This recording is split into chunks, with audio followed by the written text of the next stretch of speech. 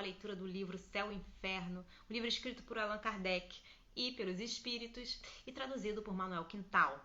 Bom, hoje a gente vai refletir sobre as seguintes questões, tá? A terdes de reencarnar, que existência preferiríeis? Isso uma pergunta feita ao espírito de Castle Neldry. E aí ele responde: sobre isso não tenho meditado suficientemente. Pergunta seguinte: durante o vosso longo insulamento, quase podemos dizer cativeiro, experimentastes algum remorso? E ele responde: nenhum. Foi por isso que sofri tão longamente.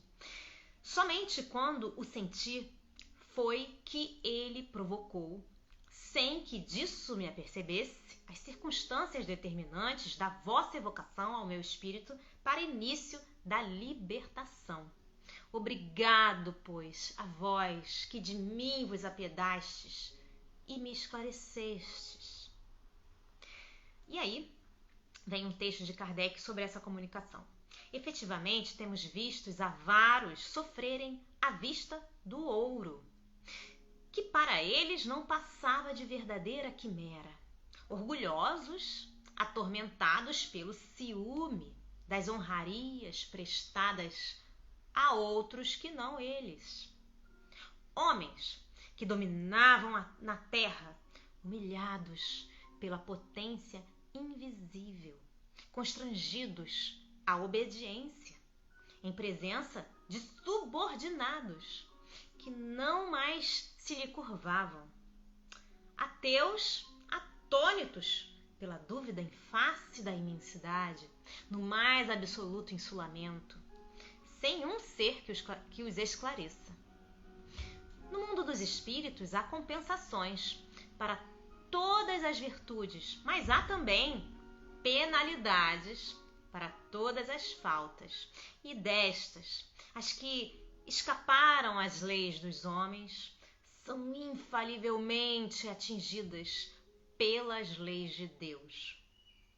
Devemos ainda notar que as mesmas faltas, ainda que cometidas em circunstâncias idênticas, são diversamente punidas, conforme o grau de adiantamento do espírito delinquente. Aos espíritos mais atrasados, de natureza mais grosseira, como este de que vimos de nos ocupar, são infligidos castigos de alguma sorte mais materiais que morais, ao passo que o contrário se dá para com aqueles cuja inteligência e sensibilidade estejam mais desenvolvidas. Aos primeiros impõe-se o castigo apropriado à rudeza do seu discernimento, para compreenderem o erro e dele se libertarem.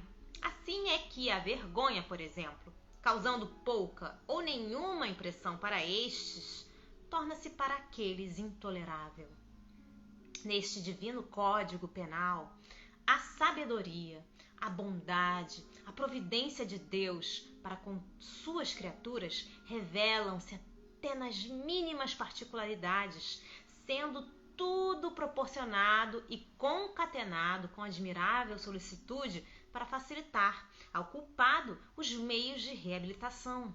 As mínimas aspirações são consideradas e recolhidas. Pelos dogmas das penas eternas, ao contrário, são no inferno confundidos os grandes e os pequenos criminosos, os culpados de momento e os reincidentes contumazes, os endurecidos e os arrependidos. Além disso, nenhuma tábua de salvação se lhes oferece. A falta momentânea pode acarretar uma condenação eterna e o que mais é, qualquer benefício que porventura hajam feito, de nada lhes valerá. De que lado, pois, a verdadeira justiça? De que lado, pois, a verdadeira justiça, a verdadeira bondade? De que estaria essa justiça? Esta evocação nada tem de casual. E como deveria aproveitar a esse infeliz, visto que ele já começava a compreender a enormidade do seu crime? Eis que os espíritos que velavam julgaram oportuno esse socorro eficaz e entraram a facilitar-lhe as circunstâncias propícias. É este um fato que temos visto reproduzir-se frequentemente. Perguntar-se-á que seria deste espírito se não fosse evocado? O que será de todos os sofredores que não o podem ser, bem como daqueles em que se não pensa? Poderíamos redarguir que os meios de que Deus dispõe para salvar as criaturas são inumeráveis, sendo a evocação um dentre esses meios, porém não o único. Certamente, Deus não deixa ninguém olvidado, esquecido, além de que, sobre os espíritos suscetíveis de arrependimento, as preces coletivas devem exercer alguma influência. A sorte dos espíritos sofredores não poderia ser por Deus subordinada à boa vontade. Não sei se cortou. Bom, a sorte dos espíritos sofredores não poderia ser por Deus subordinada à boa vontade e aos conhecimentos humanos.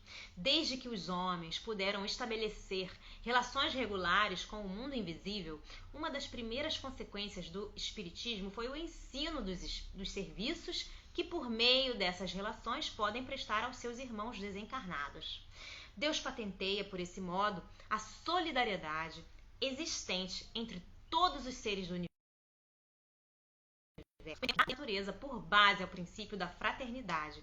Deus demonstra-nos a afeição verdadeira, útil e séria das evocações, até então desviadas do seu fim providencial pela ignorância e pela superstição.